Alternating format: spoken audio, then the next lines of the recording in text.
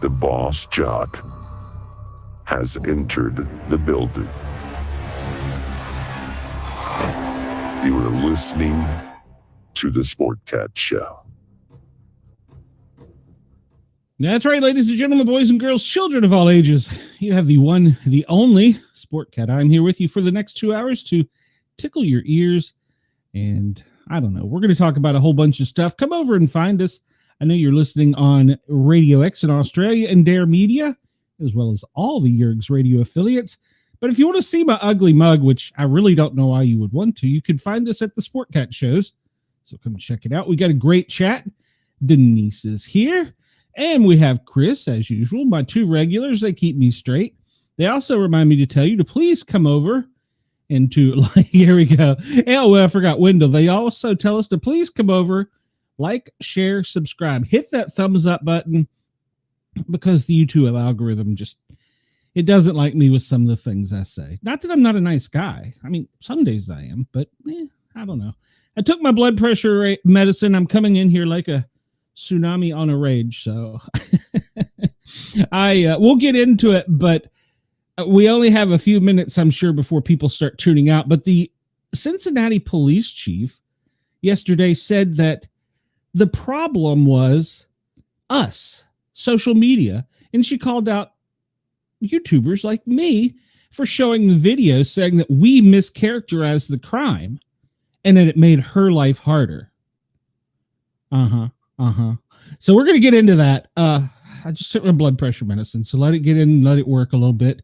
But let's start with what we normally do, and then we'll get into the news and have me ranting, I'm sure. So we always start off with a little bit of a history lesson because you can't learn anything about life unless you do some, oh goodness, unless you do some history. In 30 BC, good Lord, Battle of Alexandria, Mark Antony achieves a minor victory over Octavian, but most of his army subsequently deserts, leaving Octavian's invasion of Egypt. I almost said England. 1178, Holy Roman Emperor Frederick Barbarossa is crowned King of Burgundy. He's a king of a color. Why was he a Holy Roman Empire?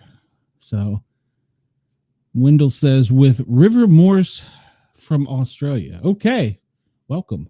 Let's skip ahead a little bit. Let's get into some more things that 1869, world's first oil tanker, the Charles, departs the United States for Europe, carrying 7,000 barrels of oil. That's in 1869, and yet they don't want us to have oil exports now. Why? I don't know. 1935, the first Penguin book was published, starting the paperback revolution. Ariel by Andre Morios. Never read it. 1948, professional wrestling premieres on U.S. Prime TV. Dumont Television Network. I don't even remember that one. Do you remember that one, Wendell, in 1948? 54, Elvis Presley joins the Memphis Federation of Musicians Local 71. 1884, Jack Dempsey fights George Fuljames, I don't know, in what possibly the first middleweight fight with boxing gloves.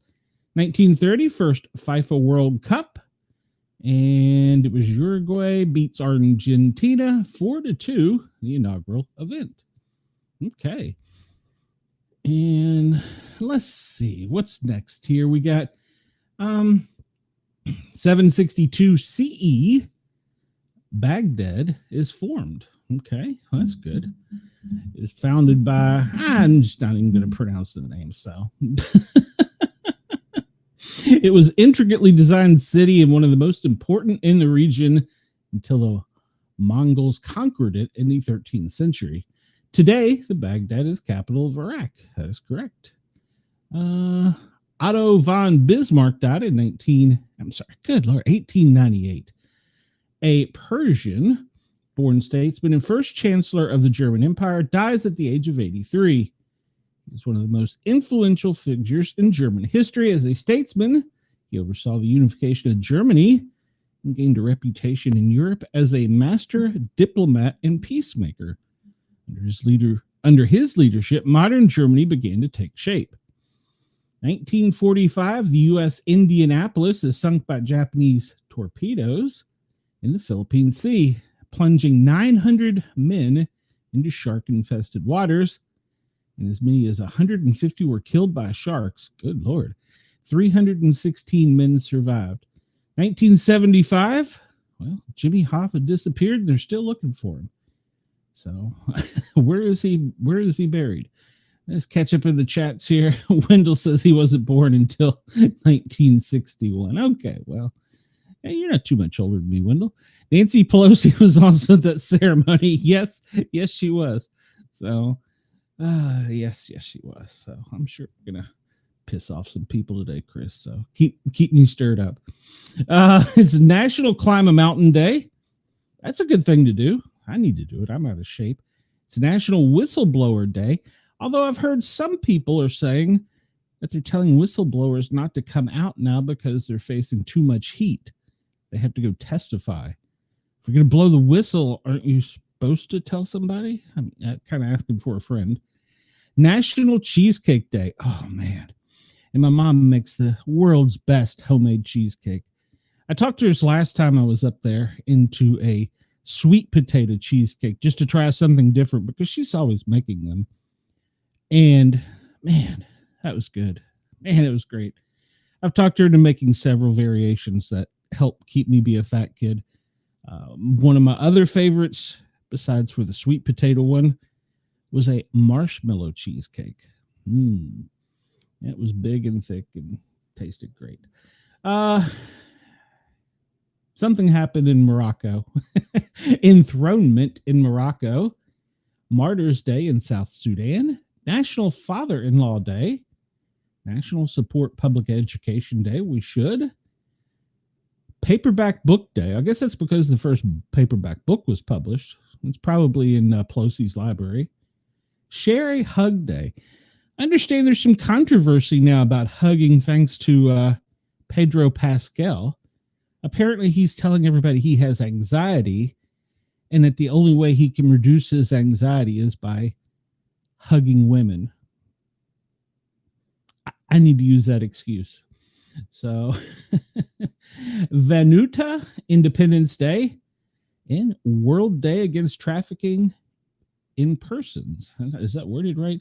Well, that's one of the reasons we want the Pelosi stuff, the Epstein stuff, well, probably Pelosi stuff to come out too, so that we can get these people who've been trafficking kids in jail. We still have missing kids. And I understand, and I'm going to go research it. I haven't verified this, but I understand that our president made a comment about going into Gaza and securing all the children. What are we going to do with them? We're still missing the ones from Ukraine we secured under a previous administration, and nobody knows where they're at. What are we going to do with them exactly? That's a horrible idea. So, no, we don't need any more people here for one, and for two, we don't need to do anything to children. World Snorkeling Day. You know, I've always wanted to learn scuba diving, but I've never done it. So, all right, well, we'll start out. We're gonna kind of be all over the place for a few minutes, so just bear with me because I got notes all over the place. New York's defund the police. Democrats suddenly have sympathy for cops. Several prominent Democrats changed their tune on supporting for the police funding following Monday's attack at the Manhattan office building. We also have midterms coming.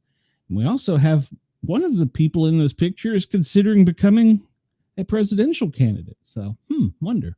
4 people were killed in the shooting, including 4 New York Police Department, including a 4-year... Okay, let's start this over again. 4 people were killed in the shooting, including 4-year Police Department NYPD veteran Diadral Islam. He was 36. He was married, father of 2, with a third child due next month. And he was off duty working a part-time gig, which a lot of us in public safety do, for the Redfin Management Company. And he was dressed as an NYPD officer. Okay, well, that's what we do in our off time. When we have a job that we're working in the function, we wear our uniforms. In the wake of the shooting, many former anti-police Democrats have come out in support of first responders. What? New York City Socialist mayoral candidate Zohan Madani. I got to learn to say that because we're going to be saying his name a lot here. He prays for Islam and his family and honors the legacy of service and sacrifice he leaves behind. Well, remember, we also learned yesterday that upon hearing the news, his father had to be rushed to the hospital and had a stroke, a CVA. So it didn't just end, the sadness in his family didn't just end when he was shot. That's a generational changing thing with his kids, with his father, with everything. So his comments on Monday's shooting vastly differ from his previous thoughts on first responders, including a November 2020 post that reads, "Queer liberation means defund the police." What? 2 days after that post, he responded, "Nature is healing," to a tweet that read, "I just saw a cop crying in his car, LMAO." Nature is healing. Meanwhile, Democrat New York Representative Alejandra Cortez offered her sympathies to families impacted by the shooting in a Monday night post saying, "My heart goes out to the victims, their families, and everyone impacted. As my office continues to monitor the situation, I want to thank our first responders." Well, that's nice of her. Yet, she was one of the leading voices in an effort to defund the police after the death of George Floyd in 2020. In June of 2020, she called for defunding police departments, which she said actually meant reorienting budgets for minority communities. A petition to defund the police is still active on her campaign website. Oh, so you're just talk. Shocker.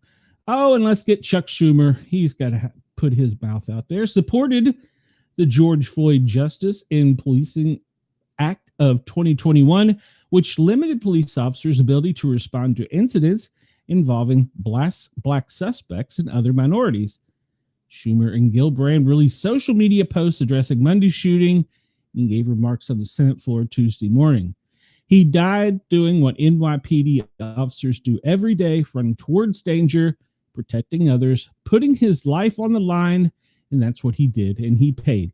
He paid the ultimate price, Schumer said of Islam. When an NYPD officer is killed doing his duty, it's not just a tragedy, it's a rupture in the soul of our city, our beloved city, and it requires that we mourn and honor all those we've lost, Schumer said. As post Monday night, he couldn't help but call out lawmakers to do more to stop gun violence.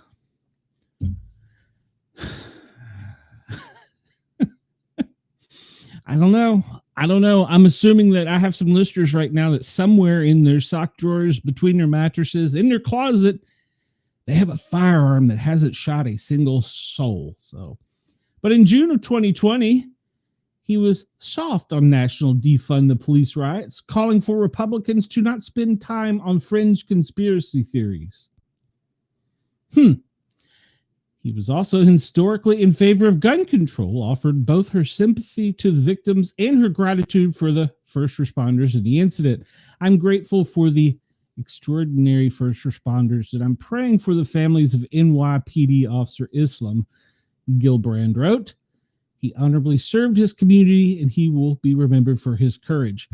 All right, so everybody remind me in about 30 days to follow up on this story and see if they vote to give him the Public Safety Police Act benefits. Well, not him, but his family, which is a large sum of money from the federal government, plus all kinds of help and assistance to the family. If you die in the line of duty, firefighters and police officers are supposed to get that. But when you're in a part-time job or an off-duty one, you may not necessarily get it. It has to be approved. So let's see if maybe they still remember this.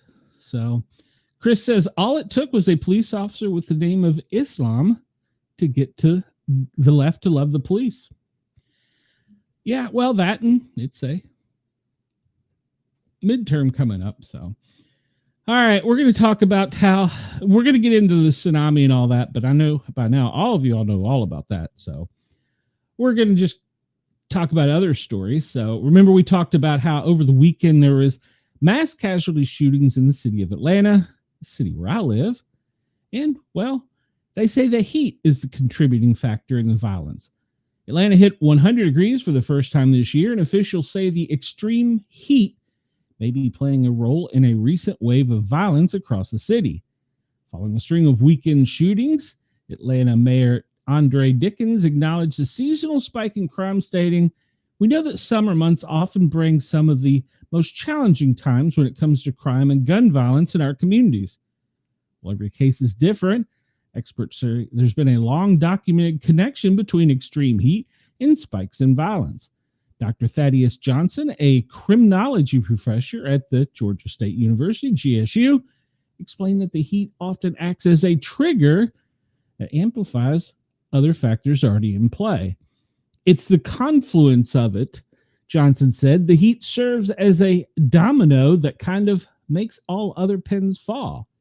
He added that the summer weather typically brings more people outside, especially in dense urban areas, creating more opportunities for conflict. You throw heat in there, the irritability, more people outside, alcohol, and illicit substances, they could have something to do with it. Untrained people with firearms, okay, that's a politically correct way of saying it. That's why you can see events like we see over the weekend in Atlanta. While city officials monitor rising temperatures and tensions, he emphasized that the long-term solutions like violence prevention programs and increased police resources are key to reducing incidents. Despite this week's increase in violence and property crimes, police report that overall crime is still down 9% year to date, according to Atlanta police. So the heat, alcohol, and other things may have a factor in it. I mean, sure. Sure. I'll give you it, but I don't think that it's an excuse. Okay, so the Cincinnati police chief. What we know about the arrest victims in the Cincinnati fight. Well, apparently we don't know much because the story just doesn't go on. There we go. Hell. 3 people have been arrested in a downtown Cincinnati fight caught on viral video. 2 of the men charged, one of whom was already out on bond, are accused of coordinating the assault, according to prosecutors. A man and a woman have been arrested in connection with the early July 26 brawl in downtown Cincinnati that drew national attention and raised concerns about safety in the city's urban core. Multiple videos of the 3 a.m. fight downtown circulated on social media over the weekend, showing a fight breaking out in a crowd. People threw punches, kicked, and jeered as the man on the ground tried to defend himself to fend off blows, and a woman tumbled to the concrete, bloody and disordered. She didn't tumble. She was clearly punched.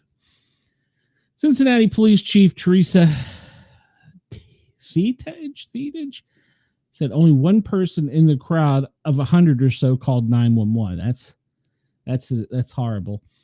At a community meeting on the night of July 29th, the chief, who has lashed out at bystanders of the fights, bars at the hold on, we're going to try this again. At a community meeting on the night July 29th, the chief, who has lashed out at bystanders of the fight, bars for overseeing, and the media criticized the city's portrayal on national news and how the fight has been used as political ammo.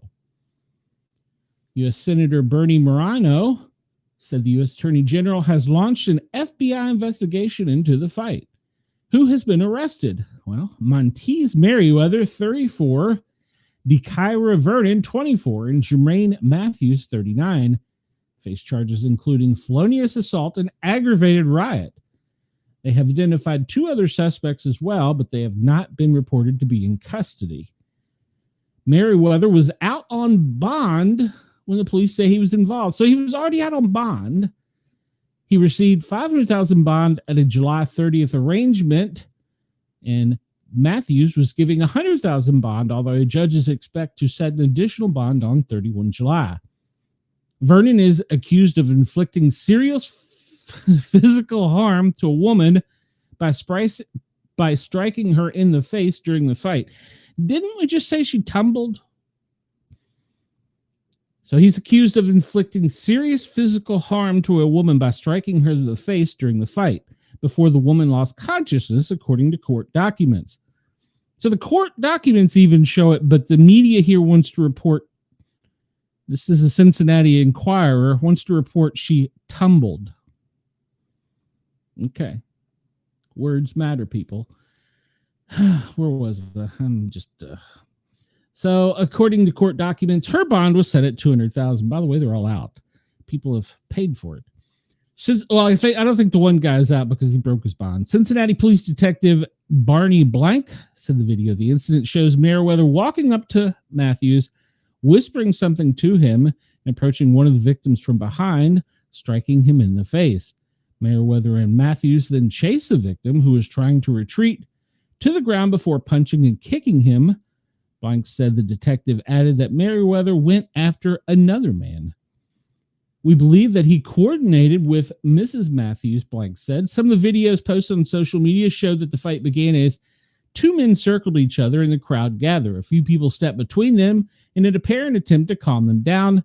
One man appears to slap the other. At that point, more people join in, attacking the man who delivered the slap, kicking and punching him after he falls to the ground.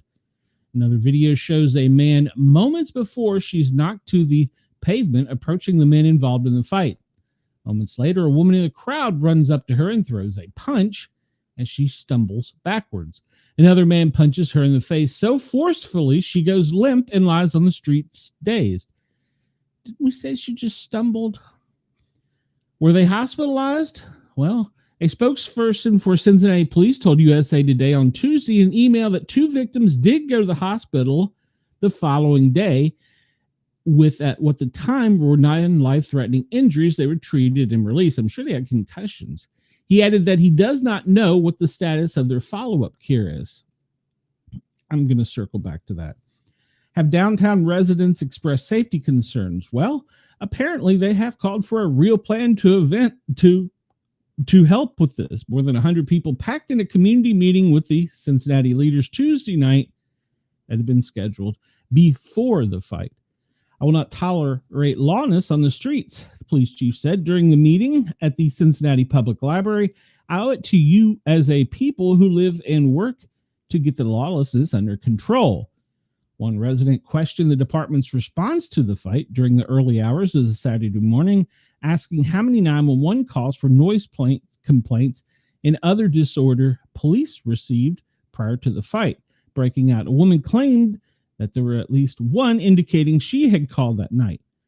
Downtown was hopping. It was loud. It was crowded. It was noisy, she said, admitting she did not have the exact number of calls for noise complaints or disorder that night. The chief said there was only one other medical run for the fire department that evening that she knew of.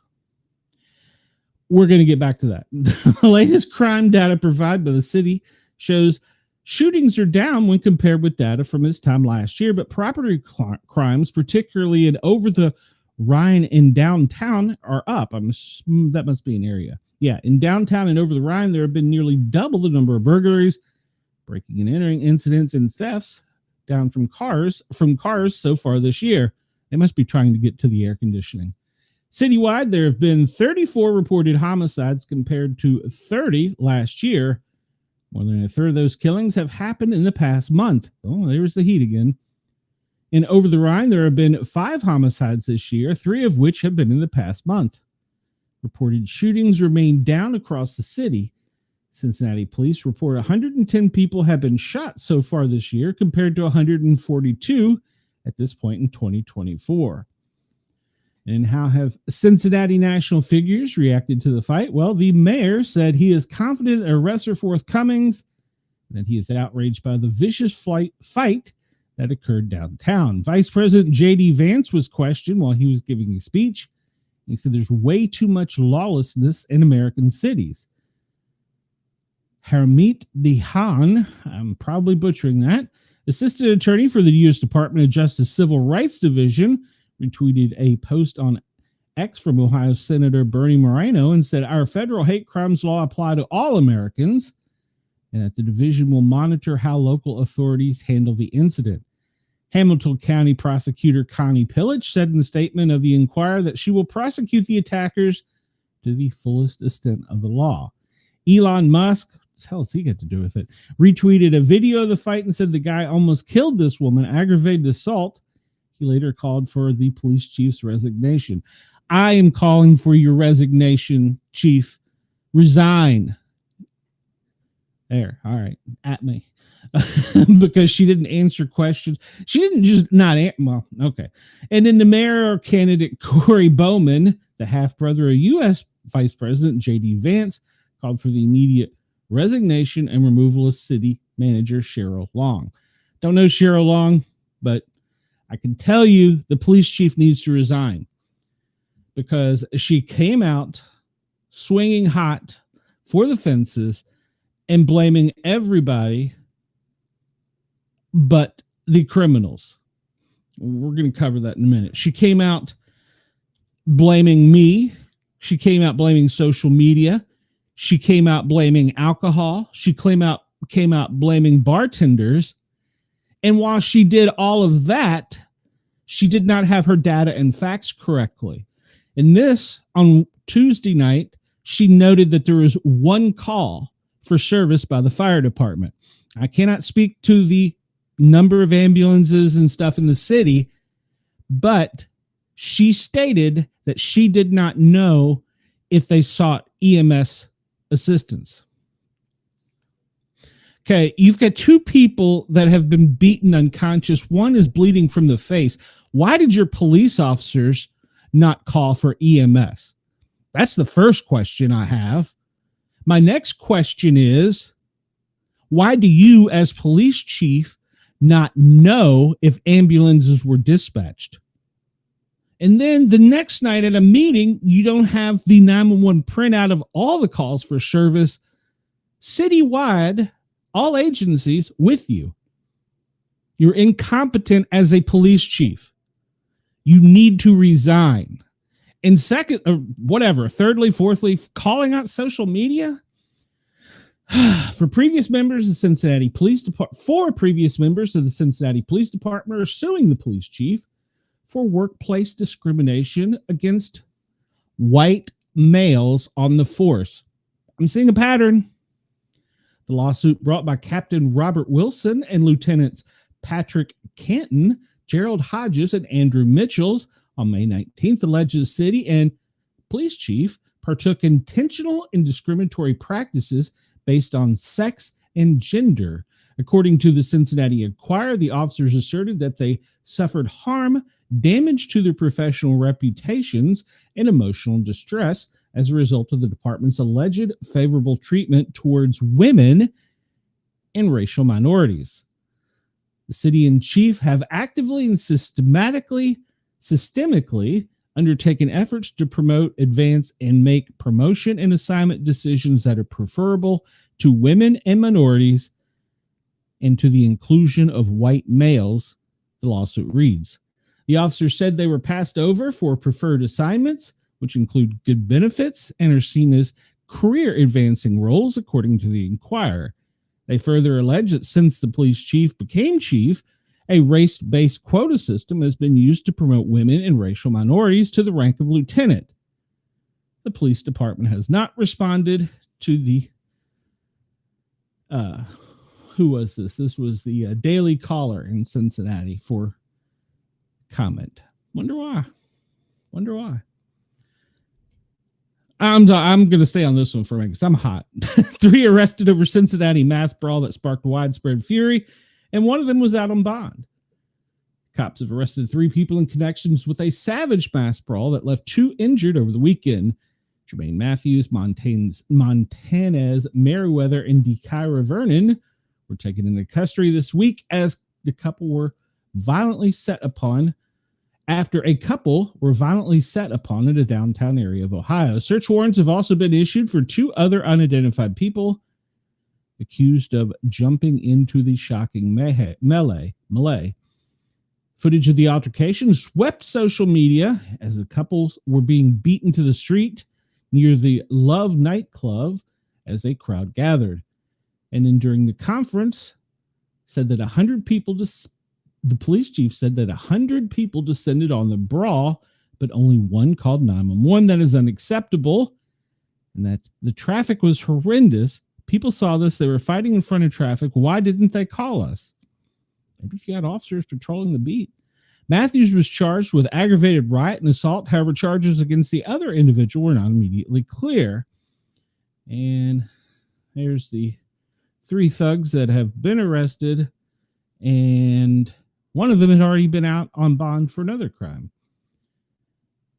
She added in her press conference, anybody in the fight should turn themselves in and warn that there may be more charges to follow.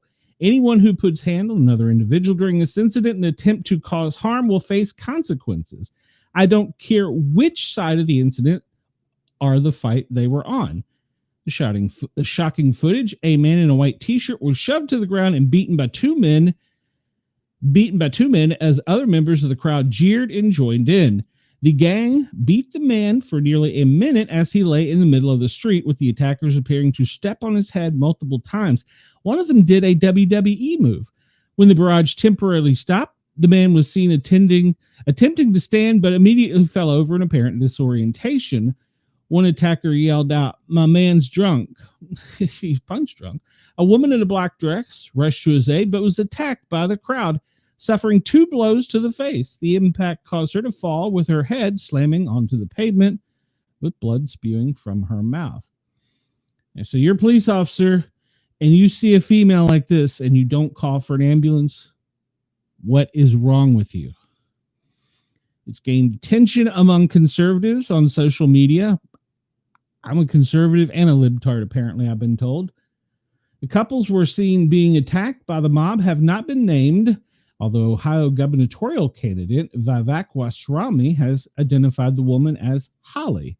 He said on a social media statement, "I spoke to Holly earlier today. The woman tragically assaulted in Cincinnati."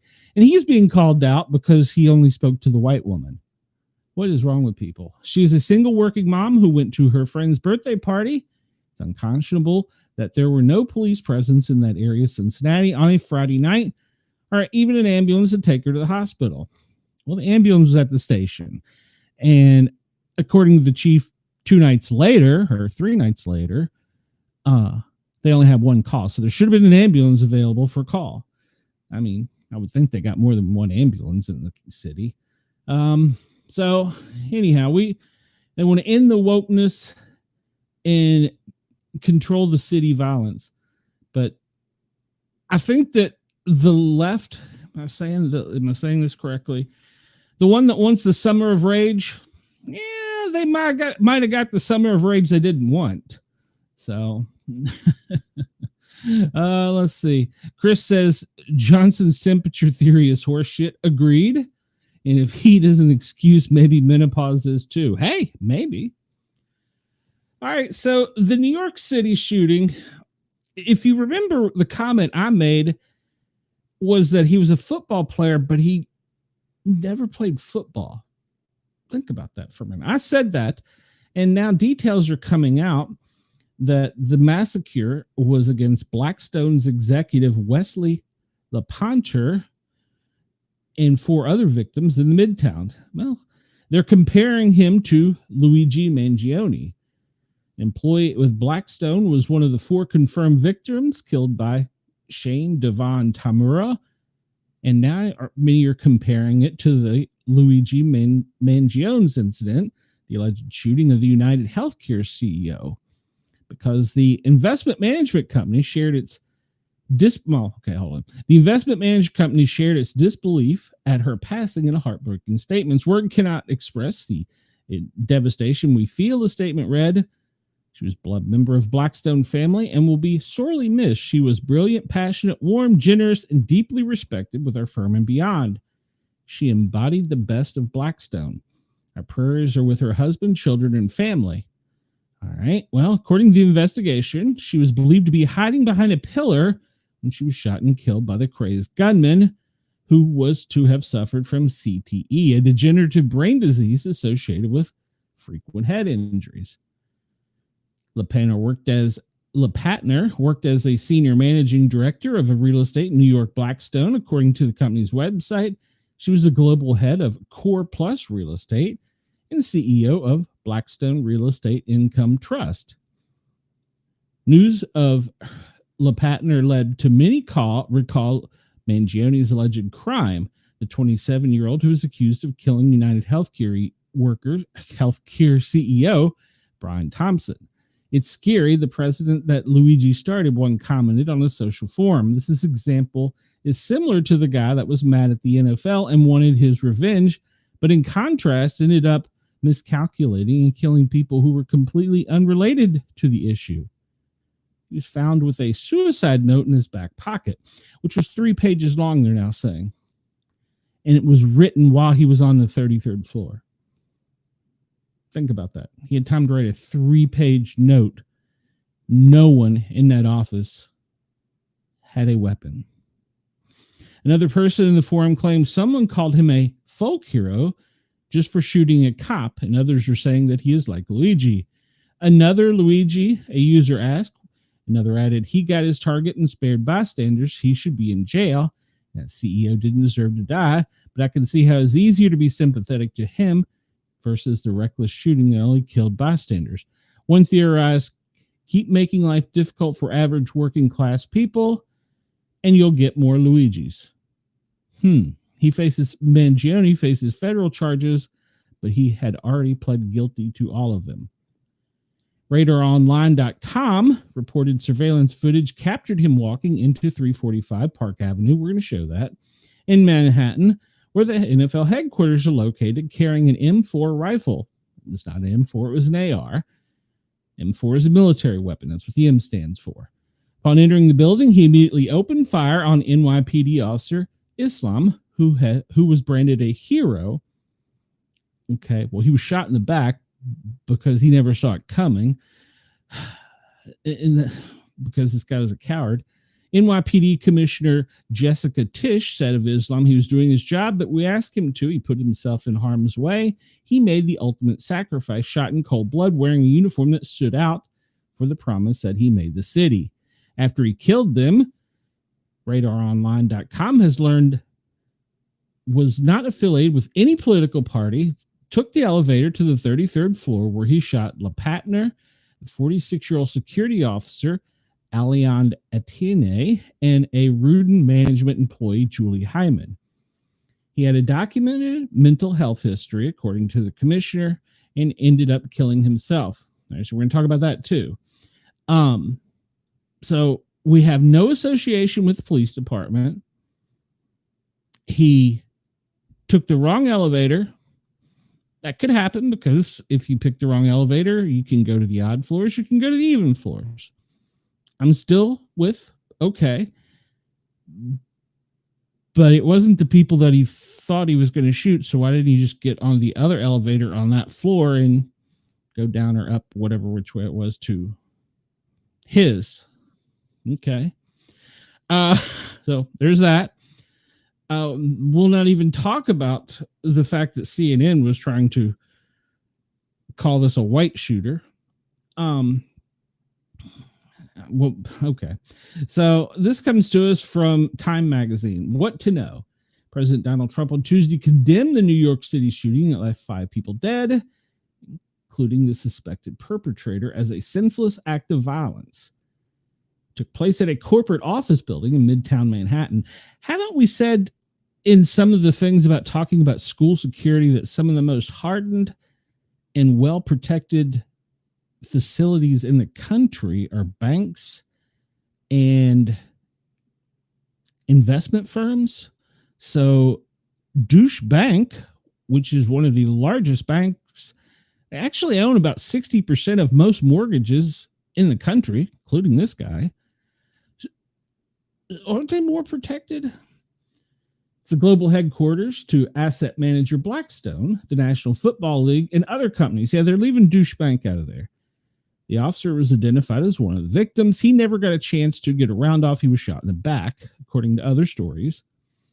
And they say that they trust the law enforcement is going to get to the bottom of this, but they've already moved on to another story in the media. We're not talking about two people that were arrested at the exact same time this was going down and rushed off of the scene. We're not even talking about them. That story's gone altogether. If you look online, there's a guy that was yelling "Free Palestine," had a t-shirt on. He was quickly detained forcefully and taken out. And then there was a woman, nobody knows what she did, and there's video of that. What was that about? Nobody's asking that question. All right, so we know about the victims. We know they held jobs in some pretty high up companies. And let's see, what do we know about him? He was 27 years old. He was a resident in Las Vegas. He was reportedly born in Hawaii. His motives are still under investigation as we are working to understand why he targeted this particular location. Initial indications are that he traveled cross-country through Colorado on 26 July, then Nebraska, then Iowa, on to Columbia, New Jersey, as recently as Monday afternoon. If you're wondering how they know he traveled through these places, it was flock cameras. Flock cameras are cameras that take pictures of your vehicle as it goes through. That's how they track us. She said he had a history of mental health, according to Las Vegas authorities. And then initial checks of its system did not reveal any information about the subject.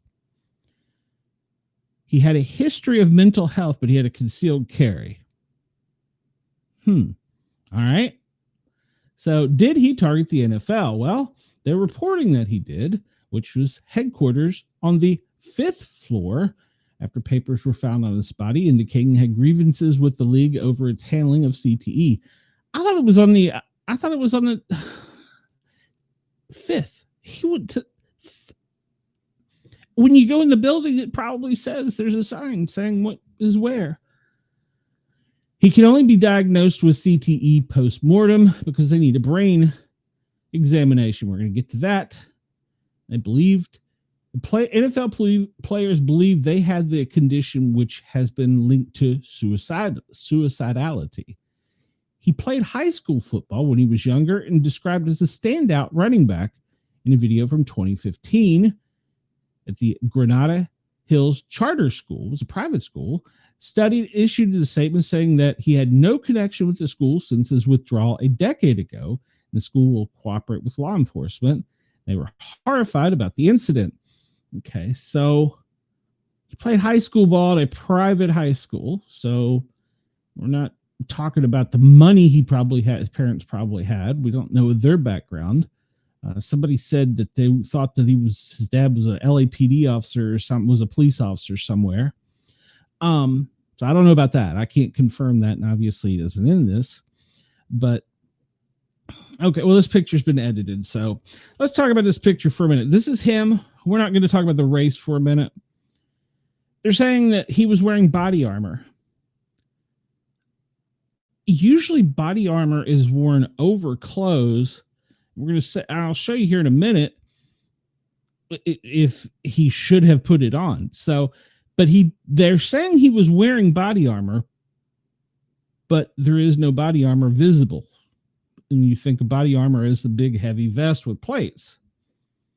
All right. So there's that picture. And then he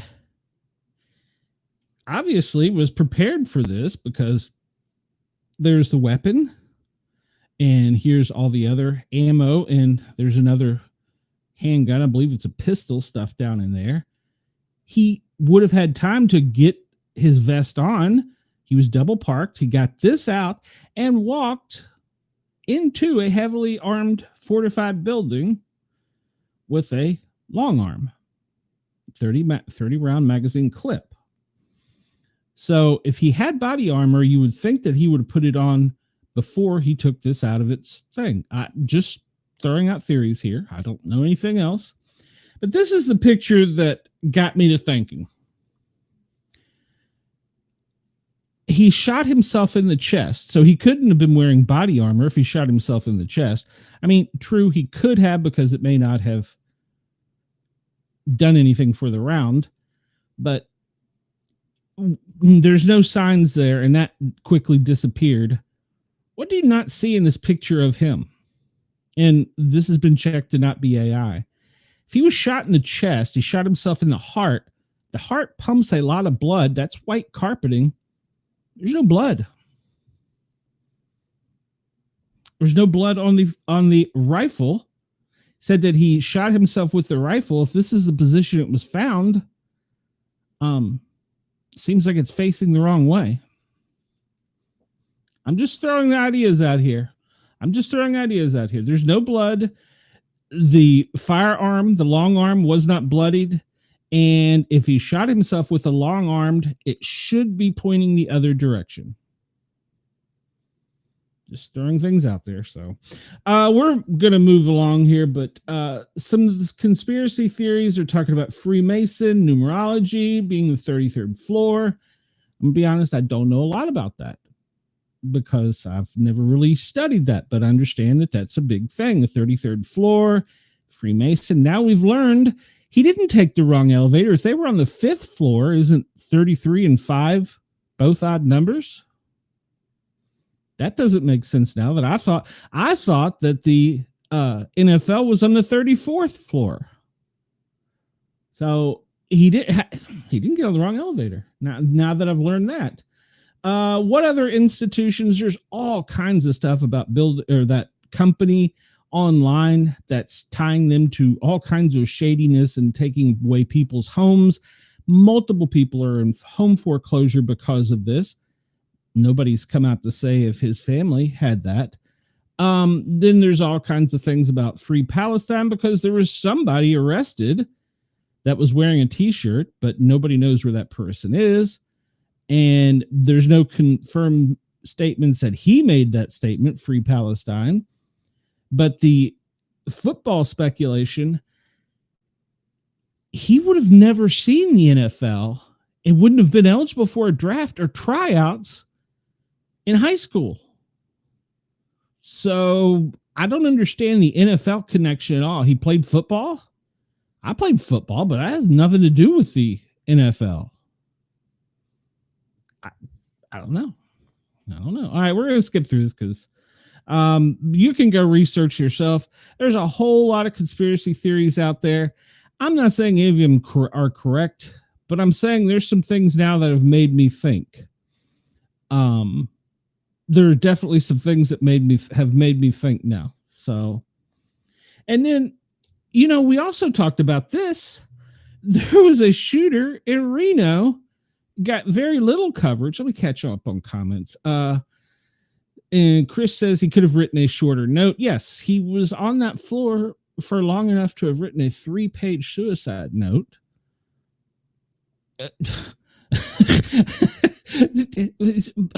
And where's the blood? Where's the blood? Why is the firearm pointing in a different direction? So anyhow, the police identified an alleged shooter finally.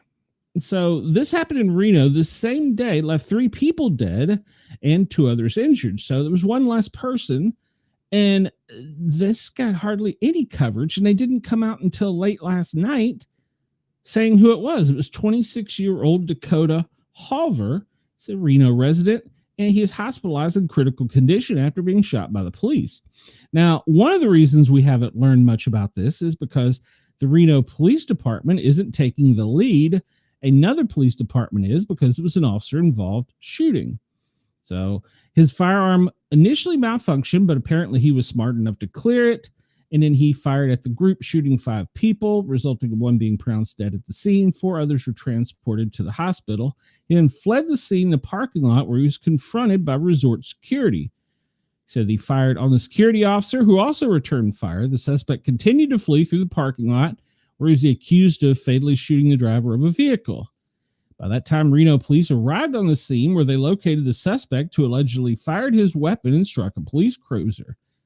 After an officer-involved shooting, multiple rounds were fired by both the person and the police officer.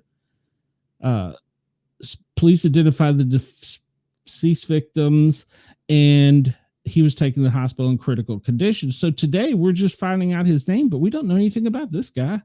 besides where he's in critical condition and had some type of mental health condition. He used a 9mm and had 80 rounds with multiple magazines. So that's all we know. But the same day, maybe it's a smaller area. Maybe Reno's smaller. I don't know. But why did it get any coverage?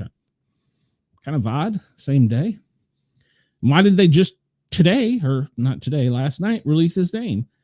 So in addition to the earthquake in Russia that was as much as an 8.8 magnitude, we now have a volcano erupting and a tsunami. So they're saying that the waves are going to last for hours and days, and millions of people are going to be affected by this. Everybody along the coastal West Coast, Hawaii, Guam, need to move to higher ground. And Hawaii residents tried to get to higher ground as the water quickly raised. But one of the things they were blocked was because apparently, if you're rich, you can buy your own road. Oprah Winfrey has her own private road, and she didn't open it until later. Well, she's got a press release about this. And now we have a volcano eruption in Russia. So I don't know much about Russia, but apparently this is one of their pretty vast areas. And part of where the earthquake and the volcanic activity are now occurring has affected their military. So, so now we have a volcano, and we have a earthquake and now tsunamis. So, Bay Area officials talking about California are telling everybody to remain cautious. And as of 11:45, all tsunami warnings were lifted on the U.S. West Coast. And they're saying none of that affected the U.S. But, yeah, you can see it was crazy. Some of these videos, the earthquakes, there's one of, I see that was just a hospital. There's one where it's like a quickie mart, and the poor girl, she was lucky she didn't get killed as everything was falling. That was a real popular video on social media. Colombia evacuated its beaches, and they're going to continue to monitor in California. They're saying beached whales have shown up on the banks of Japan's ocean side. And here's some of the videos. You can go online and X, talk about how to prepare for it. We'll get into that here in a second. There's no reported casualties, and they get into the differences and the different types of warnings and watches, kind of just like tornadoes. If you didn't know, a lot of airlines had to turn around and come back home. They've been on the air for 4 hours. They had to turn around and come immediately back home. They weren't allowed to land. And then all flights were paused to Hawaii after the earthquake. And so that's left people at the airport waiting. And we saw that the megaquake was off the coast of Russia, and it caused the warning for the Alaskan islands, and then a advisory and watch all the way down the banks of the West Coast. And we saw poor Hawaii. They were directly in the path of it. And so their residents, but they say they haven't seen like a one single large wave, is my understanding. So they say that they have had waves up to 10 feet high, but they haven't had like one, like in the movies, they talk about the one big waves, but they've had waves that are up to 10 feet high, which 10 feet high, 2 inches can sweep you off your feet. So imagine what 2 feet would be. Chris, that is a very valid point. Yes, she could buy her own road, but secure orders are a bad thing. That's a very interesting point, Chris. I had not thought of. Top of the hour, it's 2:00, 4:00 a.m. in certain parts of Australia. Let's see. Do I have my time now? Let's see. Let me do that. No, it's the wrong button. Let's see. Where's my time now? I got it up here somewhere. There we go. So it's top of the hour, 2:00 East Coast, 1:00 Chicago, 12:00 Denver, 11 a.m. in LA. Phoenix, it's 11 a.m. Anchorage, 10 a.m. Honolulu, they're waking up with the tsunami at 8:01 a.m. Our friends down in Australia, it is 4:01 a.m. Brisbane, In Sydney and Perth, it's 2:01 a.m. So they have woke up to hearing my voice. Tokyo, if you're listening, good morning. It's 3 a.m. in Tokyo. So, all right, let's get back to our story. We're going to look at this in a minute, Chris, because I was interested to see on our Earth how the waves have changed, if they have. So, Hawaii Governor Josh Green urged residents to evacuate coastal areas, warning them not to underestimate the threat. It will not hit just one beach. It will wrap around the island. They were telling people to go to higher ground without delay. They did record one wave of 4.9, but they've had several that were 10 feet. And we'll talk about, let's see, this is all pretty much old news because it's happening in real time, so it's hard to keep up with as far as reporting it unless I had better, live graphs and charts. But they're going to be watching this for several days, and now I don't know what the volcano is going to do with that happening. That's crazy. So Oprah Winfrey responds to claims that her private road was closed. She responded after viral social media post claimed she kept her private road closed despite tsunami warnings, with other roads gridlocked and people fleeing the coast to reach higher grounds. They were driving off-road. They were going four-wheeling. In a statement shared with Newsweek, spokesperson for Oprah said, "As soon as we heard the tsunami warnings, we contacted local law enforcement and FEMA to ensure the road was opening. Other reports are false." Well, okay. Well, so apparently she has been living in Hawaii for part-time for 15 years, and she owns more than 2,000 acres on the land of Maui. She owns a farm located on the side of a dormant volcano called I don't know. Winfrey had a private road on the island, but has been known to open it in times of crisis, including 2019 and 2023, when she opened it to help people escape wildfires. Claims on social media that she had kept her private road closed as people fled to higher ground to avoid a possible tsunami have amassed millions of views. But her spokesperson told Newsweek that these reports are false. That road will remain open as long as necessary. Community Note has added to one post on X, 2.4 million times it's been viewed, and said the road had closed and now it's opened, according to the Maui Police Department. And so Maui Veterans Highway is congested. Use Cane Hall Road towards Hanson and Plowie. Okay. But some people are saying that it wasn't open quick enough. So, And so Hawaii governor said that we have not seen a wave of consequence, which is a great relief to us. We expect to about 2 or 3 hours at least until we can say an all clear. So far, not at this moment. So, all right. Let's see. Let's move on here. What's my next story? This hasn't been making many headlines, but apparently there's still Antifa riots. How about she keeps the road open all the time? Stop bitching when other people worry about their own safety. Exactly. Apparently, there's been riots in Portland almost every night. I did not know this. The DOJ has charged Antifa-affiliated militant who self-identified as a devout Quaker over a series of violent attacks he allegedly committed against federal law enforcement officers during a June riot. Robert Jacob Hoops, 24, of Portland, is accused of throwing large rocks within close distance at ICE officers, resulting in serious injury. He's allegedly used a makeshift battering ram to vandalize ICE buildings, among other offenses, according to court documents. He's been charged with felony aggravated assault of a federal officer, a dangerous weapon, and depredation of a federal property, an amount exceeding $1,000. He was arrested by the FBI on 25th of July when they raided his home, and they had their guns drawn when they did so. They should have. So he went to court and pled not guilty. And let's see, is he out? I'm sure he's probably out. I'm just going to skip ahead. You can see here the damage, but I was not aware that this was still going on every night. Every night this is still going on. These people are still damaging personal property, and they're injuring people every night. That's still going on. And this story, this one's been hidden. This story got hidden. A Lacey business owner abducted by ICE, according to online fundraiser.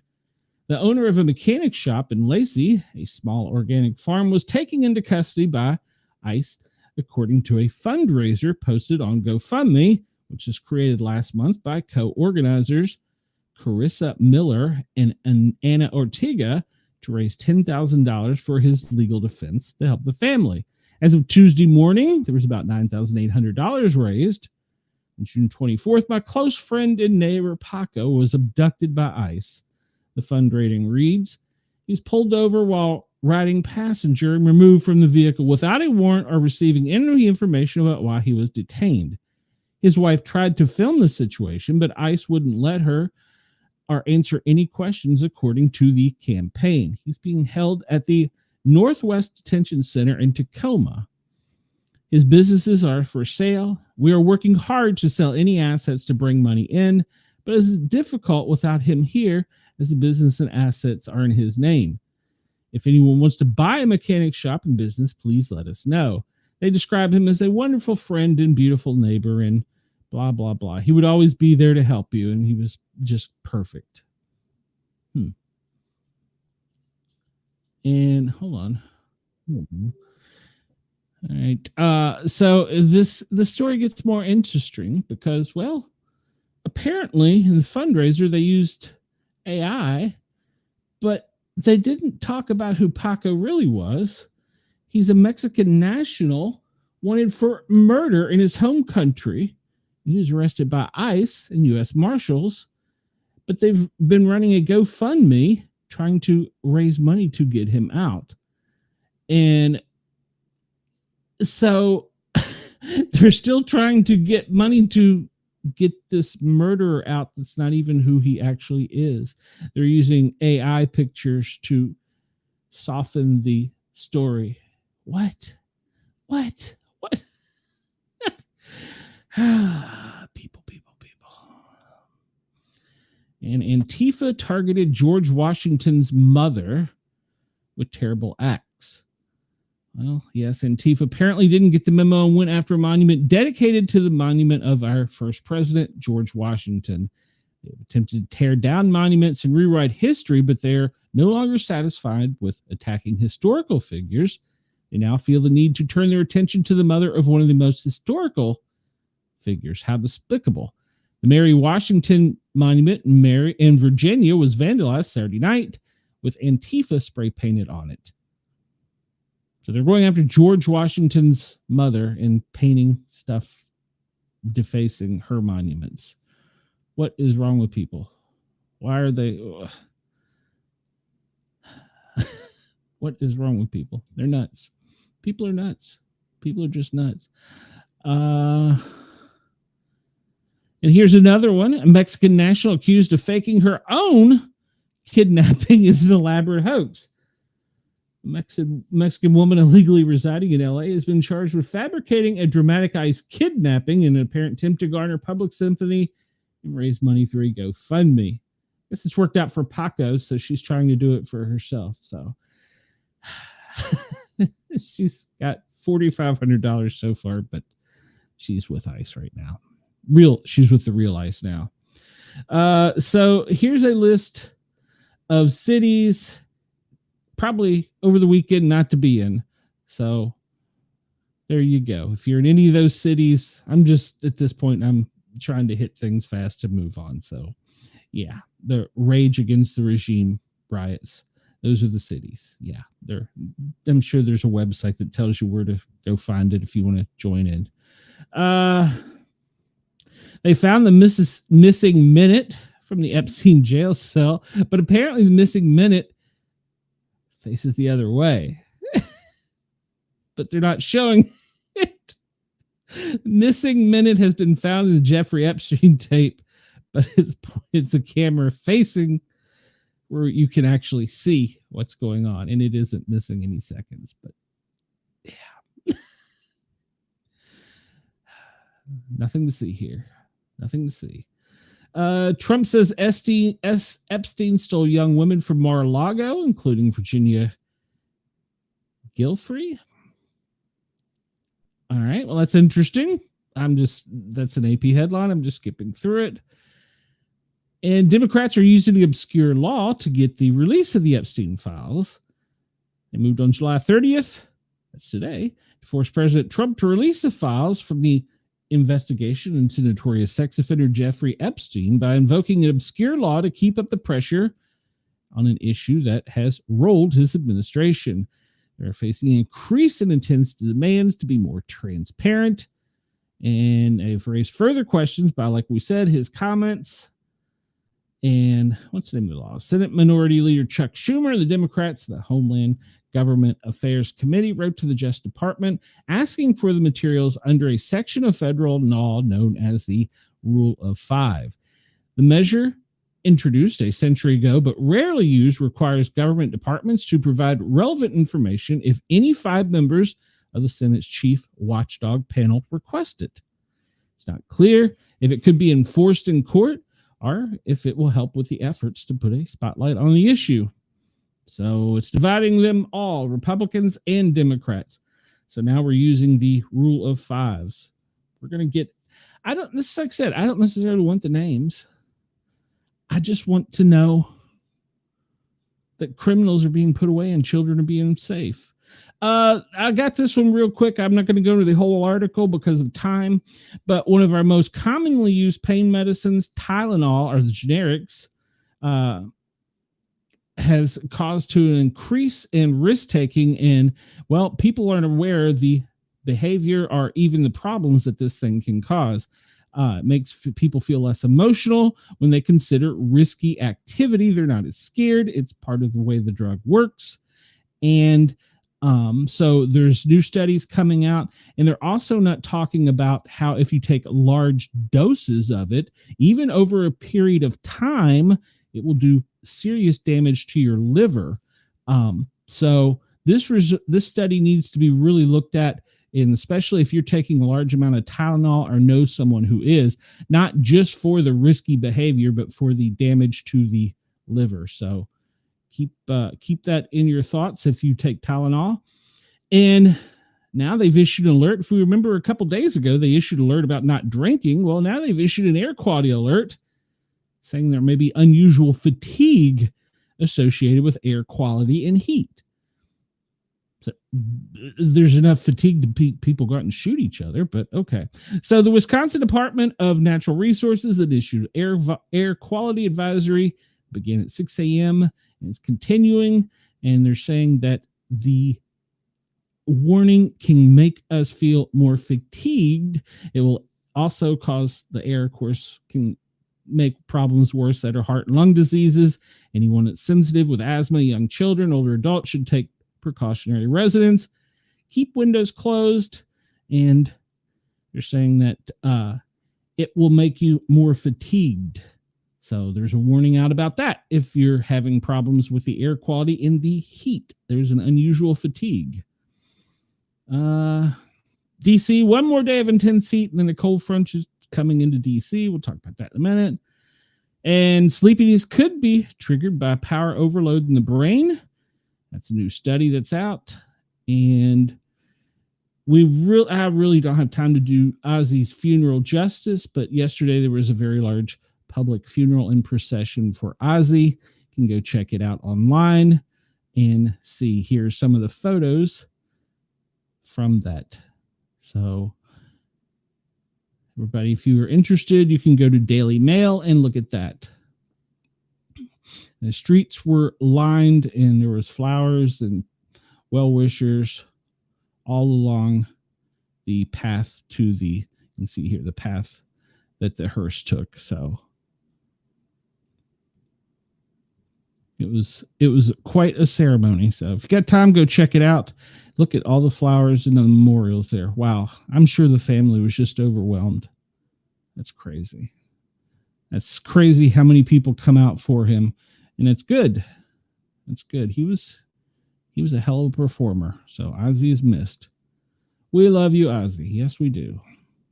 All right, let's move on here because we're running out of time. And I don't want to take anybody else's time on Yerg's Radio or Rainbow X in Australia. So, all right, let's talk about the FEMA Daily Operations Brief. This is from Wednesday, July 30th at 8:30 a.m. as presented to the president. At that time, things they were monitoring were the earthquake and tsunami, severe thunderstorms in the northern plains, middle Mississippi Valley with excessive rainfall, flash flooding, northern and central plains, southwest and middle Mississippi, and of course the fire weather in the northern intermountains and central Great Basin. And of course, there's a couple of tropical storms out there too we want to keep an eye on because next month is going to get wild.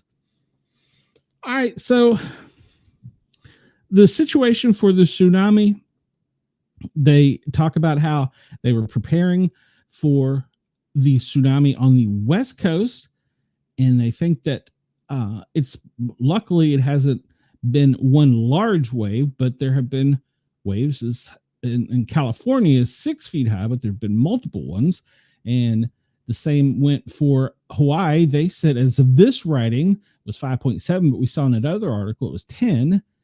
And Alaska has had increase of 3 feet at the time of this writing and down to half a feet in Washington, Oregon, 1.5 feet. In Crescent City, California, where I have family, it was almost 4 feet. But the problem wasn't just one big wave.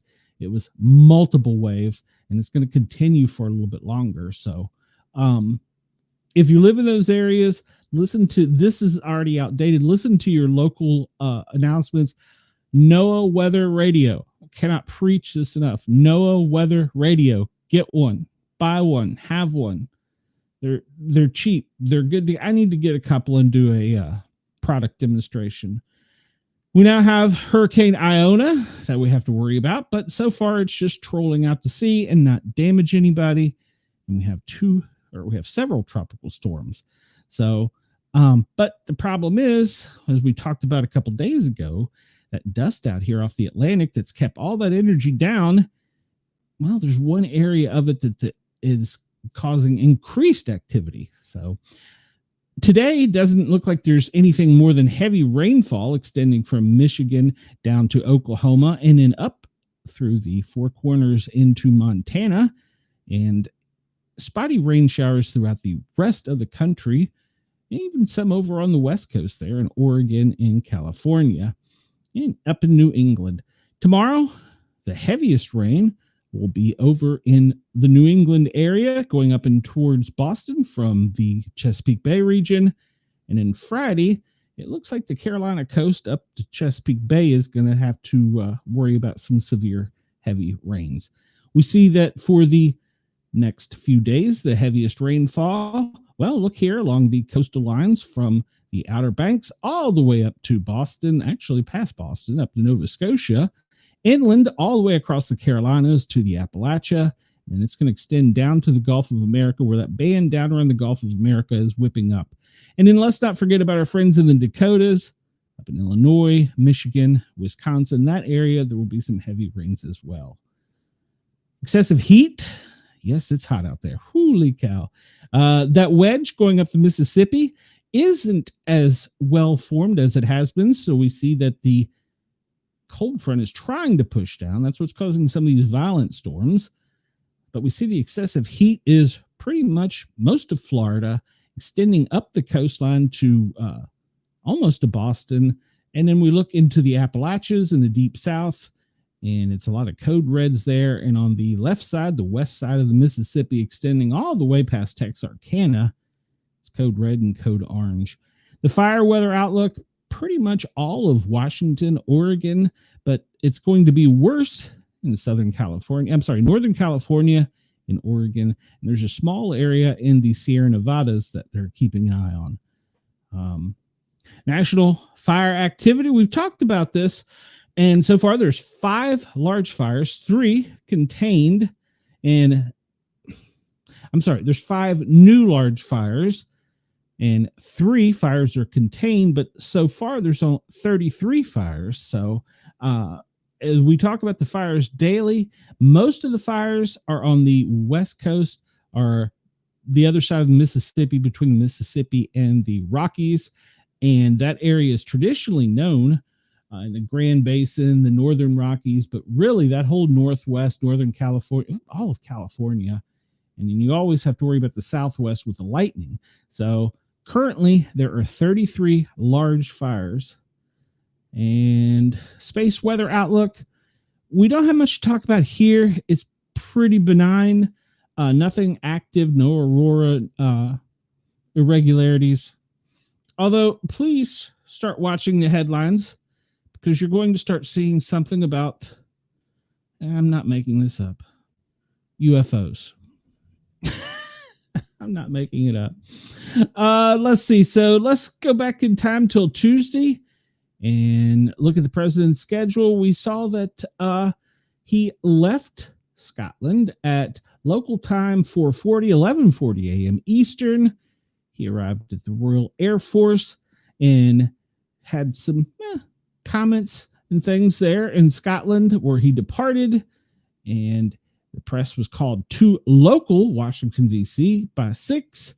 And by 7:20, he arrived. If you check out my buddy on Penguin 6 over on YouTube, he's got kind of a really cool video where the president sneaks in behind him, kind of sneaking up on the Secret Service. And it's kind of cool. If you know the layout, he can only get from the Oval Office to the residence by 2 paths. One of them outside under the little corridor that you'll see him walking on a lot of times. Our other one is through a hallway, but the problem through a hallway is a lot of times they have tours and school children and things. So unless Secret Service has a large detail, I mean, he can at his leisure walk through there, but the Secret Service likes to block off both ends and have a lot more control. So it's easier for him just to walk outside. Well, he was walking outside and he stopped and turned and kind of snuck back up on the press. It's kind of cool if you check it out. I forget, there's a name for what he did. A gaggle, maybe? He just kind of snuck up on him and answered a few questions. But it was so hard to hear him because the Marine helicopter was still on the ground, so it was kind of hard to hear him. So live updates from the White House. This comes to us from NBC4. They're going to be talking today about interest rates, tariffs, and he's not got a lot on his schedule. We looked at today. Probably he's getting over jet lag, if I had to guess. So yesterday he looked really tired when he come in, and I'm sure he was probably up late last night downstairs in the Situation Room watching the weather. So today's things, Federal Reserve, they're going to be talking about a whole lot. Today he's signing a VA Home Loan Program Reform Act. That's going to help a lot of people out. And DOJ is emphasizing public interest in a push for release of the Jeffrey Epstein grand jury. That story's just not going to go away. U.S. Envoy Steve Witkoff is headed to Israel to address the humanitarian crisis in Gaza. I want to get ahead of this. Be prepared. We're probably going to put boots on the ground in Gaza. Be prepared. I see this coming. Supreme Court is going to discuss the Jeanine Maxwell appeal in late September. And the FDA vaccine chief is leaving the agency after 3 months. Crest toothpaste tied to detergent Charmin toilet paper prices are set to rise next month due to tariffs. Procter & Gamble has said in their annual earnings outlook that it was below average projections and they're going to have to raise prices. And we talked about Schumer invoking the rarely used law. We're going to see what kind of power and teeth that has. Trump says India imports will face a 25% tariff plus a penalty on Friday. Apparently, we're still in negotiation with them over the Russia and China as they're doing business with both. In fact, they told Iran that they would just give them a nuclear bomb. We don't want that. They're going to talk this week about the interest rate. Trump is pushing for a cut. A lot of lawmakers are pushing for a cut. And like I said, this is an article or headline that's going to start coming up. We're going to step up aid in Gaza. What that means, not sure. Humanitarian, we need to get food in there. We don't want anybody starving. So we need to get food, water in there to them. So we're going to look for us to be putting some kind of humanitarian. I look for the first thing we'll probably do is send the USS Comfort and put it off the coast. And then from there, we'll see. I assume that we'll see a lot more stuff. The forecast map has not changed pretty much. This is the 8 a.m. forecast as we talked about. Since we're running short on time, I'm going to skip out of this. The tornado possibilities for the United States today, very slim, but there are going to be some high winds from the Mississippi east to Boston and pretty much down in the Gulf of America. So pay attention to that possibility with some of these storms back on the Idaho, west side, Montana, that it could get some hail. Not very large hail, but there could be a chance for hail. So if you're in those areas, be weather aware. Let's look at current radar. We'll start with our friends down in Australia, since I've been ignoring them all day. And we see, well, radar is pretty clear. Sydney, well, it's currently, well, that's the right one. Right button, Glenn. So we see that in Sydney, there is some rain coming in off of the Golden Coast. Otherwise, it looks pretty clear in Australia as far as rain. Zoom out and cut across the ocean to the United States and look at the radar. And we see that coming down from the Great Lakes down really to St. Louis, that rain band is forming. And we can see some heavy rains already coming out of that storm. Let's take a better look at this in another one. I'm crazy here. All right, here we go. All right, let's try this again. Brisbane is currently, it's going to be 51 to 66 today with partly sunny skies. Melbourne, you're looking at 44 to 56, partly cloudy. And South Australia, well, it's going to be cool, 44 to 56, overcast. Perth, yeah, you're looking at 45 to 66. And Western Australia in general, 46 to 70 as a high. With Darwin, well, Darwin, you're the warm area. Brighton, sunny, 77 to 88. We'll zoom out. What buttons am I pushing wrong? Washington, you're looking at partly cloudy skies, 78 to 93. Let's go up here in Chicago and see where that storm was at. It's rainy, 71 to 82 today. And let's go down here to Kansas and see, well, it's 74 to 90. Ooh, good Lord. It's going to be warm down there as a high. And they're already experiencing the rain. It extends back over to Omaha with a forecasted high of 83 today.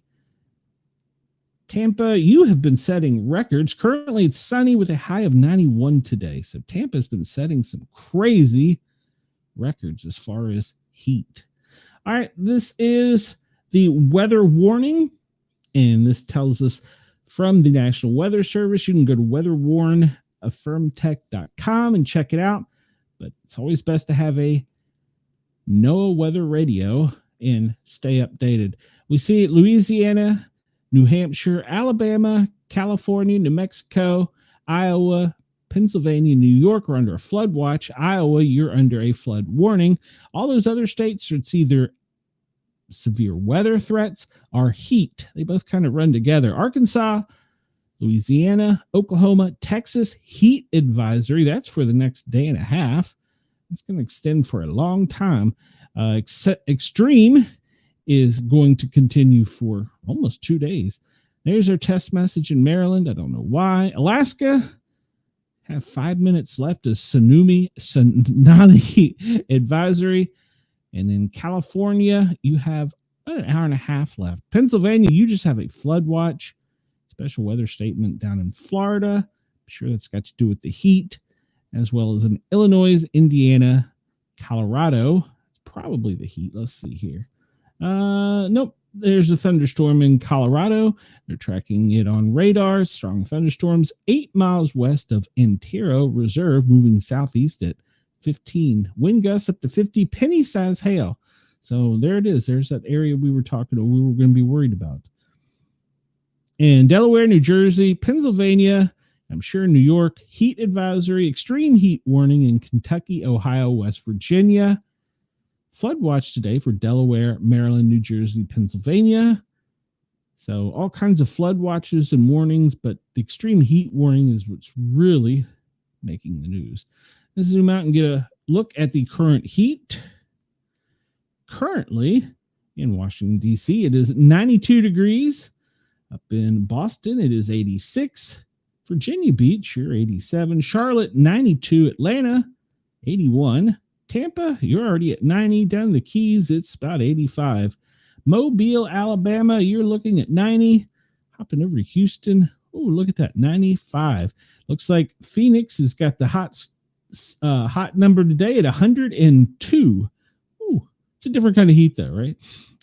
Should I say Chicago, 76. Milwaukee, 70. Kansas, 90. Sioux Falls, 73. Jumping over to the West Coast, the left coast, at 72. Seattle. Down in Medford, it is 81. San Francisco, 62. Cool. And down in San Diego, 73. Let's check out our friends down under and see what the current weather temperatures are there. Currently in Brisbane, it is 56. Sydney, 54. Melbourne, 45. In South Australia, you're in the 40s. And over in the western part of the country, it's in the 50s and 60s in the northwest side. We look up here in the warmest area we see is Catherine at 77, Darwin 77. I want to go back to, let's go over here. Down where we've been worried about the tsunami in Alaska, it looks as though it's in the 60s and maybe low, 50s and 60s in Alaska. So at least they're not getting freezing rain and snow in a tsunami. Good Lord, can you imagine? All right, look quickly at electrical activity. I'm trying to move this as quickly because got lost on time here. Denver, you have a small cell on your west side that extends really all the way down almost to Colorado Springs. It's going to be moving to the northeast, coming through your metro area. And then down here, let's see, what is that? Just to the east of Albuquerque from the White Sands Missile Range, almost all the way up to Metro Albuquerque. There's a pretty good sized cell there that's putting out quite a bit of electrical activity. Jump up here to the Great Lakes and the south side of Chicago. It looks like there's a large storm up there churning up quite a bit of electrical activity. Down in Decatur, Illinois. Boy, that's a pretty decent sized cell down there. That's got quite a bit of electrical punch to it. We skip across over Oak Ridge, Tennessee. That's a pretty good sized storm. Maryville, Sevierville, Tennessee. That's a pretty good sized storm. It's got a lot of electrical activity to it. Down in Mobile, between Mobile and Pensacola, that Gulf Shores area. Wow, they're getting hammered right now. That is a huge cell. It's pretty much on the east side of Mobile and the west side of Pensacola. Chris says there's lots of lightning here. Yeah, you're up in Illinois, Chris. It's got a lot of activity up there.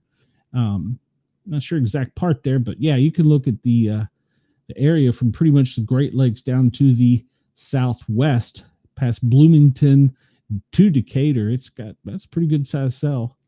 Look over here in the other coastline. Ooh, look at that. Charleston all the way up to Myrtle Beach. That's a good sized cell, pushing out a lot of electrical activity. And the other one there, that's pretty much Oak Island North, Wilmington Beach. Whew, that's a pretty good sized cell. That one goes inland several miles too, so that's a good sized cell. Florida doesn't look like, besides for Pensacola, you have too much going on. Naples, there's a little storm down there, not much electrical activity. And there's one, not really a whole lot of activity, kind of in the north. Would that be the north central part of the state? Not a whole lot of punch. Let's look and see where the lights are out in the country right now. I'm going to update this real quick because when I checked it earlier, There was nothing, and now we see California has 18,116. I'm surprised. In Illinois, there's only 1,249. And we look down in Mississippi, and Alabama's got 2,100. Florida has 2,500. Really surprised there's not more. Over on the coastline, there's only 500 and only 1,300 in the Carolinas. So Alaska, it doesn't appear anyone has any power outages. I'm not sure how accurate that is for Alaska, to be honest with you guys. All right, this is the current. This map comes to us from our friends at GEMA, Georgia Emergency Management Agency.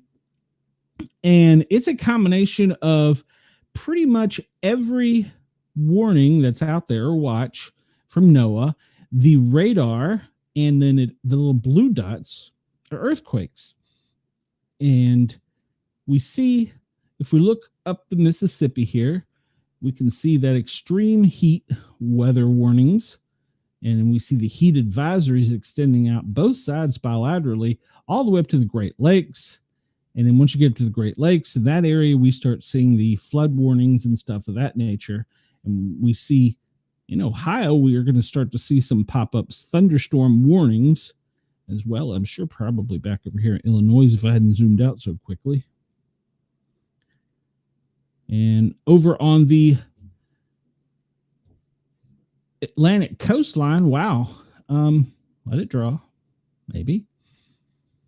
This is acting up today. This is normally much better than this, but it's really acting up today.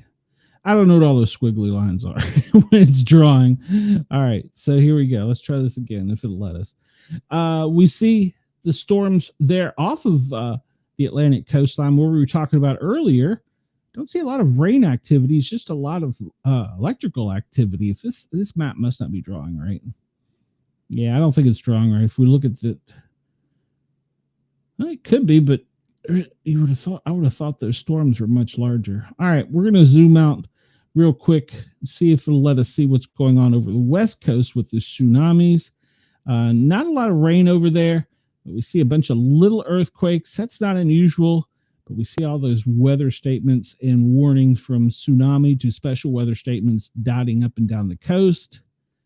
We'll go up here to Alaska. And not only do we see the little dots from the earthquakes, we should start seeing some warnings. This map's really not acting. It's acting up today.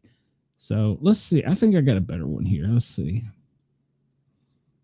Well, this is the heat map, which we need to talk about because, like I said, most of Florida code, I could say in purple, but it's magenta, which is extreme. Remember, it can cause fatigue. And then we talk about the Mississippi. Bilaterally, both sides, it's code red, which is major, with little pockets for in Arkansas, Memphis, and Tennessee, kind of central Tennessee there, over into the larger populated areas are going to have more of a heat factor. It's going to cause more crime too, by the way. So yeah, if you look there, much of the East Coast is under a code red. Pretty much the entire east side from the Mississippi to the Atlantic down to the Gulf. You're looking at a code orange, which is moderate. Anybody that is sensitive to the heat, make sure you're hydrated. Please stay hydrated. Try and wear sunscreen. And when you can, get in the cool. Up in Seattle to the east, we see a large portion of Washington State is under a code orange, extending down into northern Oregon. And you get down here into lower California, southern California, right at the border, all the way back over to Nevada, Arizona. That whole area was 104 already in Phoenix. So that whole area, I don't know how it's not a code red. That should be a code red, I would think, but it's currently a code orange. So be weather aware. And we're going to update this because I'm not sure how often it updates. Okay, so this is the latest earthquakes, and I'm not sure where Camacha is. I'm still not sure. Okay, that's off of the that's still off the Russian banks. was the most recent one. It was a 5.6. I'm sorry, 5.0 that occurred an hour and a half ago. Central Turkey 4.0. There was a 5.4 prior to that. 6.3, 18 and a half hours ago. And the big one was 8.8, which was 20 hours ago. If I remember correctly, it's the fourth largest recorded history for earthquakes. So it was pretty big. I think the last significant earthquake of that size had been in the 60s. So it was a pretty big deal. And they're concerned that there's going to be several more in the days to follow. This is the current tsunami advisory. And let's zoom in here on the West Coast and see what we got. Come on, zoom me in. There we go. And we're going to see that it's an advisory. It looks like it extends pretty much all of California, Oregon, Washington. And let me zoom in more. Does it look? It looks as though from here, they've lifted all of the warnings. I don't see any on the West Coast. And I don't see any warnings. It's all advisory on the Alaskan Islands. If we can zoom out or go down to Hawaii and see that it's still an advisory in Hawaii. And some of these are talking about 0.3 to 1 meter wakes, and Midway Island 1 to 3 meters at the breakpoint barrier height of the wave. So still some fairly large waves out there. This is our normal. I want to change this today. We are looking at currently, if you're allowing us to tickle your ears, what you're looking at is our AI big, blue, round, beautiful globe. It's currently showing the wind. What I want to do is I want to change this, and I want to, let's see. Let's put it to the ocean, put it to waves, and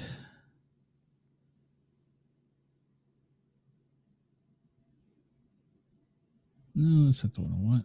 That's not the one I want. Yeah, that's a cool one. Oh, that's a crazy one.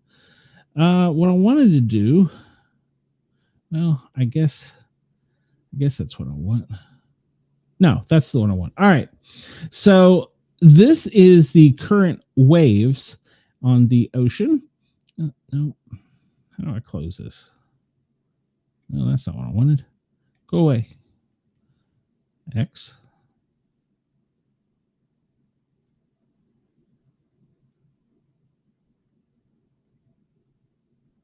And current waves. All right. Well, I'm trying to make that go away.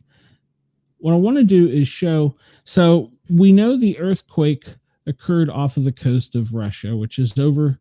We'll have to look at it over here on. Whoa, I don't like that. Have to zoom out a little bit to look at it over here. Let's move it that way if I can keep it straight. So we see it was over here off the coast of Russia, and it looks as though that it's still got waves being pushed out away from it. So it's still pretty large. And we look at the height, the scale of the waves, and some areas there are still pretty high, and they're moving still towards the Alaska Islands. Looks like down in Hawaii, they're still fairly safe. Looks as though the current tides have changed back to, or current waves have changed back to normal on the West Coast. Doesn't look like there's any more pushing severely in. Australia, it looks as though you're in the good and clear, so nothing to worry about down there. Let's see if there's any difference with the current flow. We look there off of the coast of Russia, and we still see it pushing outward, especially around that center where it was yellow. And, yeah. It's still pushing outward, but not as bad as it was. So we'll look at the wind real quick, since it shouldn't have a whole lot of effect, but it will still be pushing the tides, the current somewhat, the waves, I guess. But yeah, you can see, I should have pulled this up last night and did a screen capture to see what the waves look like coming off of the Russian coast last night. I bet that was impressive. So, all right, let's go on real quick here because we're running out of time. We got about 15 minutes left.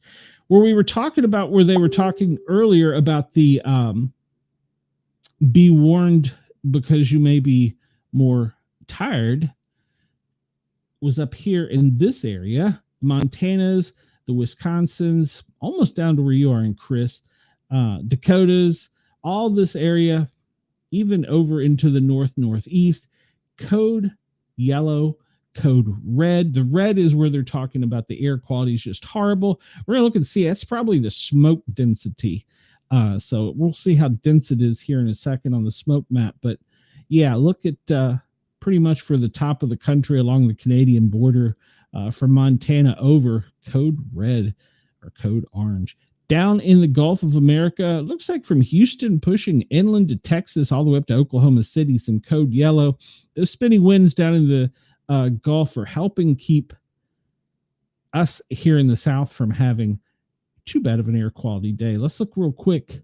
First, we'll look at the fires. We talked about there are 33 fires. All the little red dots here, remember, just the satellites recorded something. Doesn't mean it's an actual fire. They're still investigating. Believe it or not, they investigate each and every one of these little red dots. We see most of the fires, well, all the fires are on the west coast to the Great Plains, back over almost to the Mississippi, but they stop pretty much the Dakotas, Arizona, California, Oregon, Washington, Montana, Colorado. Those areas are where the largest fires are. All right, so this is the fire and smoke map. If we zoom in, we see the smoke coming down from Canada.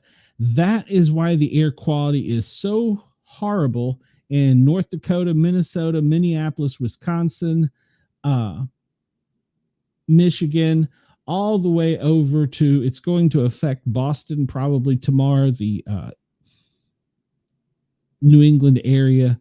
And we see down here from Las Vegas that one fire is pushing, the smoke is being pushed out, and it's kind of smoky, heavy smoke there. But yeah, it's pretty heavy, dense smoke covering most of the Ohio Valley, New England region, mid-Atlantic, all the way back to the Midwest, Northwest, the Rockies down to Reno.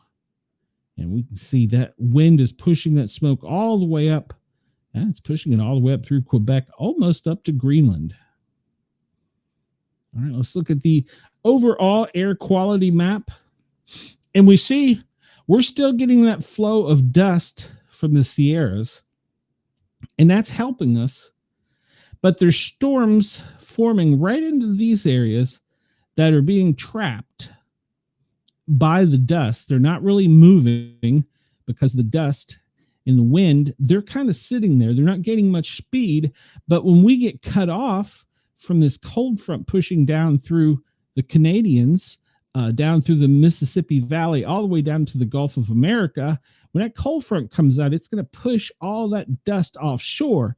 The concern is these storms here that have been building and churning a little bit, they're going to be pushed down into warmer waters, and then they're going to start moving, as they normally do this time of year, back towards the west and the northwest. And the concern is going to be, will they cross over into even warmer areas of the Gulf of America and even off the shore of the Atlantic? So there's some concern right now about that, because you can almost see it if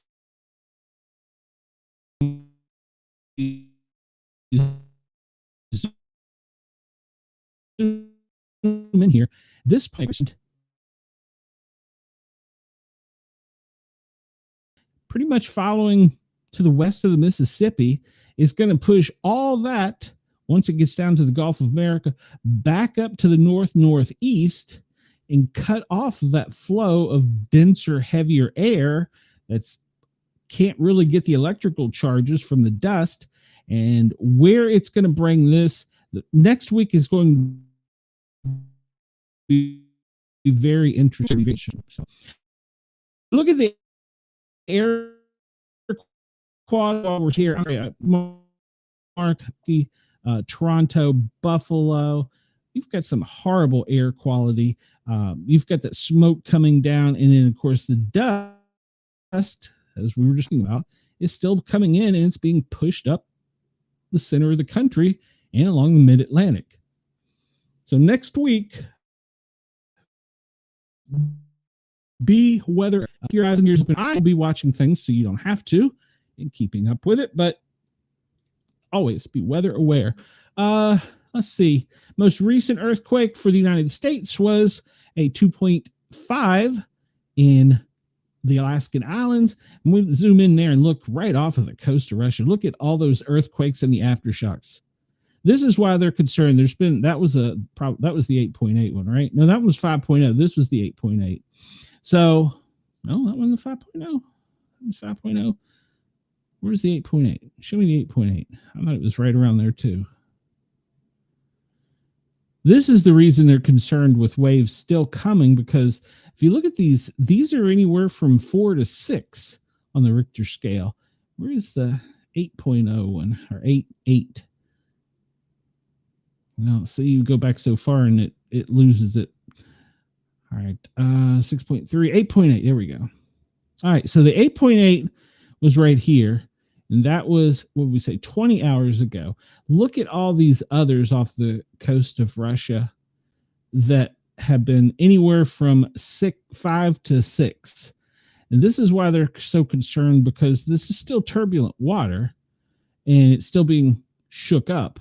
So that's why they're still concerned, and they haven't lifted everything just yet. So those are the most recent earthquakes. I wanted to take a look and see if we could. Can we zoom in over here? Won't let me. No, it won't let me zoom in. I wanted to see where the volcano was that's causing the issue, but it won't let me zoom in. Nope, that's not it. Volcanoes that was causing the problem here. It's over off of the coast of Russia. I was hoping it would let me zoom in. One of these others. Will this one let me zoom in on the earthquake? Let's see. Let me get my bearing straight here.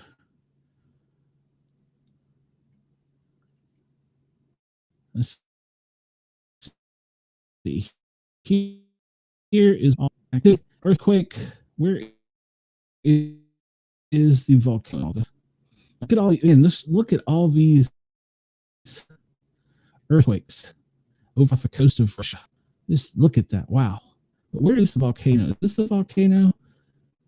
3-4 minutes ago. Okay, so the volcano is to the north of where the earthquakes were. And it's now flowing. They're now flowing. So I don't know how often that volcanic activity occurs, but if we look, that whole area is under extremes right now with the earthquakes that are occurring, that have occurred, and then the volcanic activity that is up here now. Whew. And we look at poor Hawaii over here.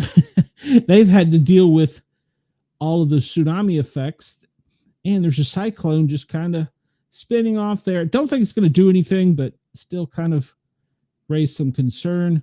This isn't showing so much of the tsunami activity. 10 hours ago, slight eruption. That was one of the Alaskan Islands with some volcanic activity. We've talked about that whole ring there, that whole area is going to be rough. Let's zoom down into Australia and see if there's anything for you guys, because I'm running out of time here today. Looks like a lot of flooding and wildfires and some high winds coming off of out of the west. So later today. Let's see. Running out of time. See if we see any military activity. I got a message right after the earthquake that asked me if I thought that the earthquake, now I guess volcano, could have any type of military proponent to it. I don't know the answer to that, to be honest with you, to the person that messaged me. I mean, I guess it could, because I believe at one point Russia said they did have some type of weaponry capable of doing that, but to answer your question, I don't know.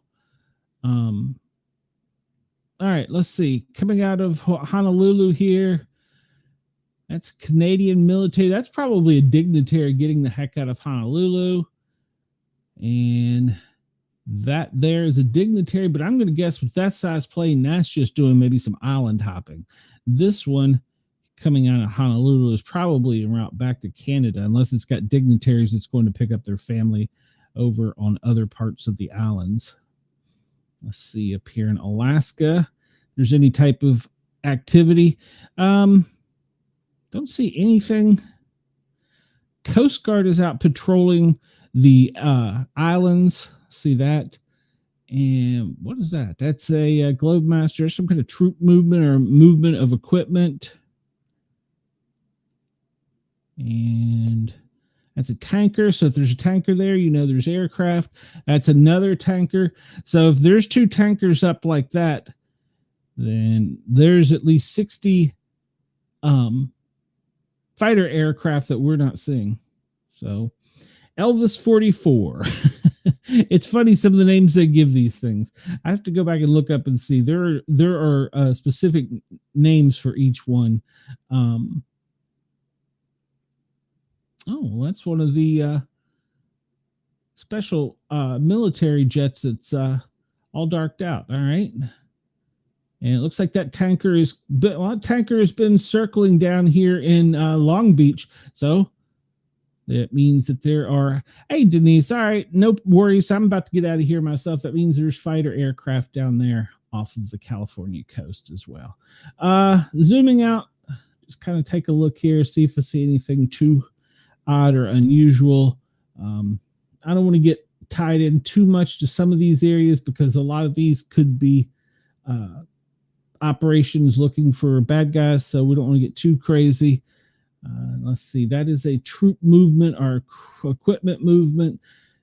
There is a whole, if you sat and looked at this daily, there is a whole path of movement of things coming and going, and you're going to start to see, this map probably won't show it, but you're going to start to see things being placed closer over to Gaza. And like I said, I really anticipate, see, there's a French military dignitary plane. I really anticipate Saudi Arabian. I really anticipate there's going to be something over there for America, boots on the ground as humanitarian peacekeepers, or I don't know what another name for them would be. So didn't see anything weird earlier. I looked in the FAA flights for NOTAMs. Of course, obviously, they want to keep people away from the wildfires. They want to keep people away from Washington, D.C., Mar-a-Lago. And it looks like they're doing some kind of training down in the Gulf of America. So that's not unusual per se. So I didn't see anything really crazy there. I looked at the maritime traffic, and I didn't really see any disruptions to the flow of tankers or vessels. So that was good news. And let's see. Can zoom out and look at all the balloons up in the air worldwide. Well, at least partially in the world. And you can go check that out for yourself. We don't have an update on the officers or the firefighters. We'll go out of here with Bit Defender as we normally do. I want to thank everybody at Yerg's Radio, Mastiff Media, Right Talk Radio, Left Talk Radio, Center Talk Radio. Yerg's Radio, thank you. I want to thank everybody at Dare Media for allowing us to tickle your ears, and Radio X. I will be back on tonight at 9 p.m. Eastern. You can check out your local time for the Paranormal Guys. I have a show tonight with two authors. Both of them have two really cool novels coming out, paranormal novels. So you can come out and check that tonight and listen to us. We go live 9 o'clock Eastern. We'll be live for 2 hours. We will be on all of the Yerg's Radio Network. you can hear us right here. Or I encourage you, because, well, for some reason, it's probably my angry tirades, I've been losing some subscribers, so I need some help getting that number beef back up. If you can come over, search out the Sportcat shows, Paranormal Guys, 3 words, guys spelled with a Z, G-U-Y-Z, Paranormal, and then guys, G-U-Y-Z. Come over and subscribe. Check out the video, hit the thumbs up button. You can always rewind these on YouTube if you're listening in your car or whatever, and you've got to go and you miss part of it so that you can't catch it on internet radio. You can always come back and rewind and listen to it. I do not delete them, so you can find them there. And of course, in about 24 hours, they'll also be on Spotify, iHeart, Amazon, Apple, all the other places you normally get your podcast delivered. So you can check them out on all those mediums as well. And I upload to Rumble as well. I do not go live on Rumble, but I do upload there because I've got a few fans. So everybody, come check us out. I appreciate you for allowing us to tickle your ears if you're listening on internet radio. And everybody that was brave enough to look at my ugly mug, thank you. So we'll go out of here with Bitdefender. And we see that, once again, America is under attack cyberly. Don't open anything you're not expecting. If you're not expecting an email from Nana telling that she's in jail, then don't open it. So everybody have a great day. Sportcat is, I'm out of here. I'm going to have to go take more blood pressure medicine. Y'all have a great day. I will talk to you tonight. Remember, check out the Paranormal Guys. Me, Harley, and I'm not sure if Cheyenne will be on, but it's going to be a good show tonight. Come check us out. Have a great night, everybody. Or a great day. See you soon. Sportcat is out.